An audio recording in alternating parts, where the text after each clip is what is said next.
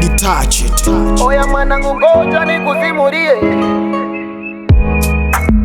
Oya we. Sio kila mwana ni mwana, mwingine ni mwana Hamisi. Hiyo pia ni mipango ya Mungu, ndo maana ukazaliwa Hanisi. Hii sio hadithi ya kusadikika, sikia. Tuliza mbongo chini kisha nianze kukusimulia. Huyu mlembo misi anaitwa Fauzia. Milango yake muda wote iko wazi, yani hana hata pazia. Karibu, karibu, karibu mgeni hata mwenyeji pia. Utachagua mwenyewe ni mlango upi utaingia. Kila kitu nachotaka mimi nitakupatia. Haijalishi 90% wewe chukua, ili mradi tu box la kondomu kinipatia. Na hayo ni baadhi ya maneno ya kishujaa kutoka katika kinywa chake utasikia. Huyu mlembo misi anaitwa Fauzia. Hii sio hadithi ya kusadikika, sikia. Tuliza mbongo chini kisha nianze kukusimulia. Ngoja nikupe story. Sema tena mwanangu nikupe story.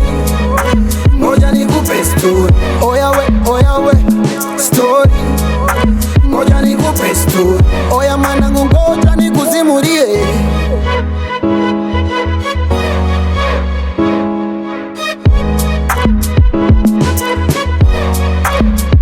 Anapenda amani huyu mrembo, ndo maana hata chake kinachukuliwa kwa magendo. Kwake nidhamu ameizidisha, watu hawapiti milangoni, wanapita kwenye madirisha. Nyumba wanaisafisha na usafiri wanapewa wa kusafirisha. Amejawa nidhamu mixa uoga, ndo maana milango ya bafu inafungwa kufuli wakati wa kuoga. Huyu mlembo misi anaitwa Fauzia. Hii sio hadithi ya kusadikika, sikia. Tuliza mbongo chini kisha nianze kukusimulia.